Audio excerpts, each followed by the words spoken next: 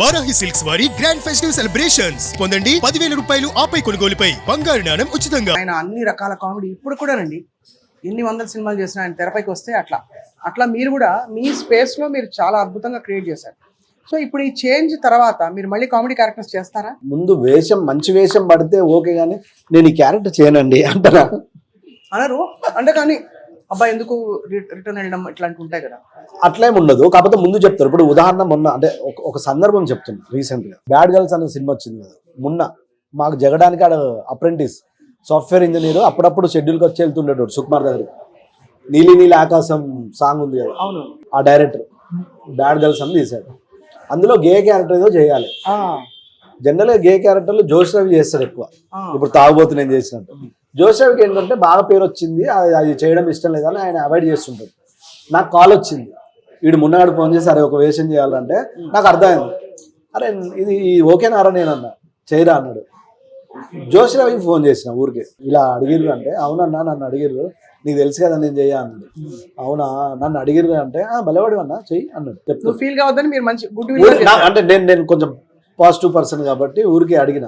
ఎందుకంటే వాడిని అడగకుండా, జోష్ రవిని అడగకుండా, అది నా ఇప్పుడు తాగుబోతు అంటే ముందు నేను కాదన్న తర్వాత ఎవరికన్నా వెళ్తుంది కదా, అంతే అండి. అట్లా నేను అడిగిన. అప్పుడు నేను గే క్యారెక్టర్ నాకు పెద్దగా ఇష్టం లేదు, కానీ ఇప్పుడు తాగుబోతు నుంచి డిఫరెంట్ క్యారెక్టర్లు చేసిన అని చెప్పడానికి ఒకటి పడాలి కదా. నేను ఇండస్ట్రీకి వచ్చిన కొత్తలో గే క్యారెక్టర్ చేసిన.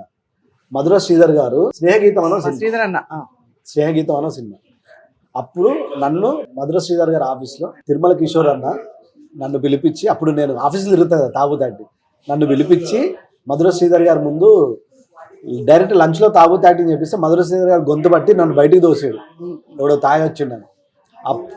రియల్గా అప్పుడు మళ్ళీ కిషోర్ అన్న, తిరుమల కిషోర్ అన్న, లేదు ఇప్పుడు యాక్టర్ ట్రై చేస్తుండే షాక్ అయిపోయింది. అట్లా సరే అని గే క్యారెక్టర్ ఇచ్చిండు. ఫస్ట్ టైము 2,500 ఎంతో చెక్ రాసి ఫస్ట్ అంటే జగడానికి ఆన్లైన్ డబ్బులు పడేటి క్యాష్ ఇచ్చటం అది వేరు. ఒకే రోజు సినిమాకి వెళ్తే రెమ్యునేషన్ 2,500, ఒక్క డేనే 2,500. అట్లా ఆ రోజు చేసిన గే క్యారెక్టర్ మళ్ళీ ఎప్పుడు చేయలే, మళ్ళీ ఇప్పుడు చేసిన. అట్లా ఇబ్బంది పడాల్సింది ఏమి ఉండదు, ఎందుకంటే మరీ ఇబ్బంది పడితే డైరెక్టర్లు రాయరు కదా. అంతే కదా. ఇప్పుడు మరి పైసలు ఆదా చేస్తారా? ఇప్పుడు మంచిగా ఫ్లాట్ కొనుక్కున్నారు, బాగానే పర్లేదు, పెట్టి ఫ్యామిలీ కోసం ఫ్యూచర్ కోసం సేవింగ్స్ ఆ టైప్ అయినా మీరు? నేను ఇన్స్టిట్యూట్ చేసి వచ్చి పార్ట్ టైం జాబులు చేస్తూ 10 రోజులు ఆఫీసులు తిరిగి. ఏమేమి జాబులు చేశారు మీరు? చేసి చాలా అంటే నైట్ సెక్యూరిటీ జాబ్. నేను పెద్ద చదువుకోలే కదా, ఇండస్ట్రీకి వచ్చిన వెంటనే 10,000 తీసుకొచ్చినాము, డబ్బులు ఖర్చు అయిపోతాయి. ఆల్రెడీ నా ఫ్రెండ్స్ ఇండస్ట్రీలో ట్రై చేస్తారు, వాళ్ళని చూసి అర్థమైంది ఇట్లా లాభం లేదు, మనం వెంటనే ఇక్కడ యాక్టర్లు అయిపోమని నైట్ సెక్యూరిటీ జాబ్ చేసిన, జగడం పడక ముందు పార్ట్ టైం డ్రైవింగ్ చేసిన ఎవరికి తెలియదు, నాకు వచ్చు కాబట్టి. అదే ఓకే అంటే పార్ట్ టైం డ్రైవింగ్ చేస్తూ పార్ట్ టైం జాబ్ చేస్తూ సినిమా కొట్టిన వాళ్ళం. ఏం కావాలి అసలు? పేరు వచ్చిన తర్వాత బతుకు తెరుగు తెలిసిన ఇల్లు కట్టుకున్నా అంటాం కదా. ఉన్న దాంట్లో ఏదో ఓ సామెత ఉంది కదా తెలంగాణలో, చెద్దరు ఉన్నంత వరకే కాళ్ళు చాపుకోవాలంట. దుప్పటి ఉన్నంత వరకే తెలంగాణలో చెద్దరి దుప్పటి బడ్డడి చాపుకోవాలంట. అట్లా ఉన్న దాంట్లో బతకడం తెలిసినోడు కదా, ఏం ప్రాబ్లం లేదు, ప్లానింగ్ ఉంది అంటే పర్లేదు, పెద్ద టెన్షన్ ఉండదు. ట్రిప్పులకు పోవడము, పండగలకి అట్లే ఉండదు. మా వైఫ్ ను పిల్లల్ని పంపిస్తా, అప్పుడప్పుడు వాళ్ళని కూడా పంపియా. కొంచెం బయట తిరగబుద్ది కాదు, కొంచెం తక్కువ. ఇంటి పట్టునే ఉంటారు అందరూ? ఇంట్లోనే ఉంటా. పిల్లలకి ఎన్నేళ్ళు రమేష్ గారు? మీరే పిల్లల్లా కనిపిస్తారు. అదే లేదు, పెద్ద పాప 8 2017, అది 3rd క్లాస్ చదువుతుంది. చిన్నది ఇప్పుడే నర్సరీ. కాబట్టి చిన్నపిల్లలు ఇద్దరు బోల్డ్ పని ఉంది, చాలా పని ఉంది, చాలా పని. ఇద్దరు ఆడపిల్లలకి మరి వాళ్ళని సెట్ చేయాలి, మీరు సెట్ అయిపోయారు మంచిగా. పర్లేదు. కానీ ఎంత గ్రేట్ స్టోరీ అండి రమేష్ గారు. మీకు ఈ పుట్టినరోజు సందర్భంగా మీ రెజల్యూషన్ ఏంటి? ఏం తింటారు మీరు? మంచిగా డైట్లు గిట్లు చేస్తారు? అట్లా ఏం లేదండి, ఉండాలి కదా, ఏదున్నా తింటా, అట్లా ఏం లేదు. తిండి పిచ్చోని ఏం కాదు. మీ ఆరాధ్య కామెడియన్ ఎవరు? ఇంకా బ్రహ్మానందం గారిని మించిన కామెడియన్ ఎవరు ఉంటారండి? ఎవరైనా అతన్ని, ఇప్పుడు హీరోలలో చిరంజీవి గారిని, కమెడియన్ల బ్రహ్మానందం గారిని ఇష్టపడిన వాళ్ళు ఎవరు ఉంటారు? ప్రేమించిన వాళ్ళు ఎవరు ఉంటారు? డైరెక్టర్స్ లో ఆఫ్ కోర్స్ చాలా పేర్లు చెప్పాల్సి ఉంటుంది. డైరెక్టర్లో చాలా పేర్లు చెప్పాలి. నా అదృష్టం ఏంటంటే నేను అంటే ఇప్పుడున్న టాప్, ఇప్పుడు అంటే రాజమౌళి గారు, సుకుమారయ్య గారు కదా, అంటే చెప్తున్నా మన తెలుగుకి సంబంధించి చాలా మంది ఉన్నారు. కానీ నేను ఫస్ట్ జగడం సుకుమార్ సార్ నన్ను లండన్ తీసుకెళ్ళిండు నానవ ప్రేమతో, అంటే చెప్తున్నా. రాజమౌళితో చేశా, రాజమౌళి గారితో. ఇంకా ఇంతకు మించి ఏముంటుంది చెప్పండి నాకు. ఏ దేశాలు తిరిగారు మీరు? మలేషియా, బ్యాంకాక్ 2-3 సార్లు 2 times ఓన్లీ షూటింగ్. మంచిగా అనిపిస్తుంది. మలేషియా, లండన్, స్పెయిన్, నాన్న ప్రేమతో. మీరు ఎంత తెగింపు ఉంటే మీలో అసలు మీరు చేసిన చిన్న చిన్న ఉద్యోగాల నుంచి సినిమా పడి సినిమాలో హిట్ అయ్యి మీకు ఒక ఐడెంటిటీ తెచ్చుకుని అన్ని సెట్ చేసుకుంటారని అసలు ఏ రోజు కృంగిపోలేదు. అంటే అలాంటి ఫీలింగ్ వస్తుంది. ఎక్కడి గోదావరి కానీ ఎక్కడి ఇన్స్టిట్యూట్, ముగ్గురం ఫ్రెండ్స్ 1500 ఫిలింనగర్లో బ్యాచులర్ రూమ్, 1500 నెలకు నైట్ సెక్యూరిటీ జాబ్ చేస్తే 1500 నెలంతా బతికినోడిని ఇంత పొజిషన్ వచ్చిన తర్వాత మ్యాక్సిమం బతకలేనా? అంతే, బతికేస్తారు 100%. రేపటి గురించి ఆలోచన లేదు. ఇక రేపటి గురించి ఆలోచించాల్సిన అవసరం లేదు అంటున్నా. నాకు తెలుసు కదా, భగవంతుడి దయ సత్యం, మనకి ఏది జరగాలో అది జరుగుతుంటుంది. అంతే, గాడ్ స్క్రీన్ ప్లే చెప్పిన కదా, తలరాతం నుంచి ఇక్కడ ఏం జరగదని నా ఫీలింగ్. తలరాత బాగుందండి, చాలా మంచిగా. అయితే మీరు మీ గుళ్ళకి ఎట్లా దేవుని మొక్కుతారా? దేవుని మొక్కుతా. ఏ దేవుడు ఇష్టం మీకు? మా మదర్ శివుడిని ఎక్కువ పూజించేది, వెంకటేశ్వర స్వామి, శివుడు. ఇంకా వీళ్ళిద్దరిని మించిన దేవుళ్ళు చెప్పిన కదా, చిరంజీవి గారు, బ్రహ్మానందం గారు, అంటే మానవ రూపంలో దేవుళ్ళు అంటారు. అట్లా వెంకటేశ్వర స్వామి పెద్ద ఆయన, శివయ్య, ఇంకా మిగతా ఆంజనేయుడు కూడా ఇష్టం నాకు. మీరు చాలా ఇప్పుడు బర్త్డే కాబట్టి మనం తలుచుకుంటాం కొన్ని. అత్యంత మనసు కష్టపడిన సందర్భం ఏది రమేష్ గారు? మీరు దాని నుంచి దాటుకుంటూ రావడాన్ని ఇవాళ మనం ఐస్ క్రీమ్ తో సెలబ్రేట్ చేద్దాం.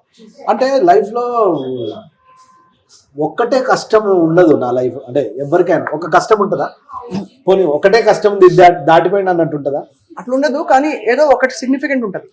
అంటే లైఫ్ లో నేను ఎప్పుడు దేనికి పెద్ద బాధపడలే. కానీ మా చిన్న పాప కొంచెం నవంబర్లో ఎప్పుడు హాస్పిటల్ పడ్డది, జ్వరాలు అవి వచ్చి ఒక 10 days హాస్పిటల్ ఉంటే అది నా జీవితంలో అంత మించిన కష్టం రాదని ఫీల్ అయ్యింది. అంతే, మంచిగా అయిపోయింది. మంచిగా అయింది చెప్తున్నా. అంటే నేను అది కష్టంగా ఫీల్ అయినా. నా లైఫ్ లో ఓ పూట తినకపోయినా ఏముంది అవసరం పనిచేసాను బతకచ్చు అనుకుంటా, కానీ అది కష్టంగా ఫీల్ అవ్వ. నా లైఫ్లోనే బాగా బాగా ఫీల్ అయింది. మా చిన్న పాపకు 10 రోజులు హాస్పిటల్ ఉండడం తీసుకోలేకపోయినాం నేను, నా వైఫ్. అంతకు మించిన కష్టం ఏముండదని నా ఫీలింగ్. ఇవి కష్టాలు కాదు, సక్సెస్ ఫెయిలియర్స్ కానీ బిడ్డ రైట్. అది మనకి ఎట్లా రాసి పెడితే అట్లా జరుగుతుంది.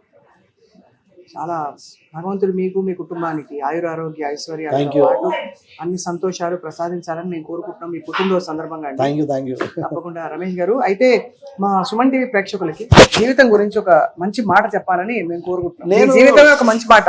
అట్లా కాదు, నేను ఏమంటానంటే, నేను నిజంగా ఒకరికి మీరు ఇలా ఉండండి అనంత నాకుందా?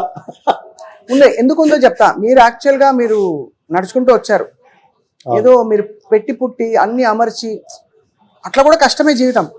ఇప్పుడు అంబానీ గారికి ఉండే కష్టాలు ఆయనకు ఉంటాయి, కానీ మీరు దాదాపు ఒక సింగరేణి కుటుంబం నుంచి వచ్చారు. అక్కడి నుంచి వచ్చి to believe in your dream is a big step. అక్కడి నుంచి మీకు మీరే అన్నట్టు పెద్దగా చదువు లేకపోయినా ఇండస్ట్రీకి వచ్చి రాణించి డబ్బులు కూడబెట్టి అన్ని జీవితం విలువ తెలుసుకున్నారు. అంతకంటే ఏముంటది? మీకంటే ఎవరు గొప్ప టీచర్ ఉంటారు చెప్పండి. నేనేమంటానంటే, నేను ఒకప్పుడు మొత్తం నేనే అనుకుని ఫీల్ అయినా, తాగుబోతు రమేష్ అట్లనా?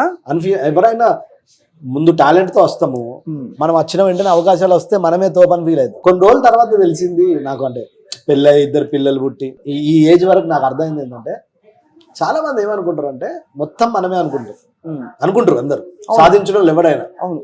కానీ చాలా మంది అంటే ఒక ఏజ్ తర్వాత మనది ఏం లేదు, అంత దేవుడు అంటుంటారు కదా. అవునవును, ఫైనల్ అదే కదా. ఫైనల్ మనది ఏం లేదు, అంత దేవుడే అనుకుంటాం కదా. అట్లాగే ఎవరికి సలహాలు సూచనలు ఇచ్చే అంత గొప్పని కాదు, కానీ డిస్నీ అనేది ఫైనల్ గాడ్ స్క్రీన్ ప్లే. అంటే మనం ఎక్కడికి వెళ్ళాలి, ఎవరితో ఉండాలి, ఎక్కడికి వెళ్ళాలి, ఎక్కడ ఎండ్ అవ్వాలి అనేది ఆల్రెడీ డిసైడెడ్ అని నా ఫీలింగ్. కాకపోతే ఏంటంటే, నీ లైఫ్ లో ఇప్పుడు చెప్పిన కదా, కష్టం వస్తుంది, భరించు, కష్టపడి పోని, ఇంకో 2 రోజులు ఆగు కదా. అంతే కదా, డిసప్పాయింట్ అవ్వద్దు. మళ్ళీ ఇంకోటి ఏంటంటే, ఎదుటోళ్ళని చూసి కంపేర్ చేయొద్దు. అంటే నేను ఎప్పుడు ఏం ఫీల్ అవుతా అంటే, ఎదుటోటి సక్సెస్ని ఎంజాయ్ చేయాలని ఫీల్ అవుతుంది. ఇప్పుడు నాకు సినిమాలు పడ్డప్పుడు నాకు ఫోన్లు చేస్తారు కదా, అరే భలే చేసావు అని. అంటే నా సక్సెస్ని వాళ్ళు ఎంజాయ్ చేశారు. అవును. ఇప్పుడు ఎవరికన్నా సినిమాలు మంచిగా పడితే నేను ఫోన్ చేసి చెప్తా, ఎందుకు? నేను ఆ సక్సెస్ని ఎంజాయ్ చేయాలి. అంతే కదా. అంటే బయట జనాలు పక్కన పెడితే, సినిమాకి సంబంధించి, ఇండస్ట్రీకి సంబంధించి మనం ముందు హ్యాపీగా ఉండాలి.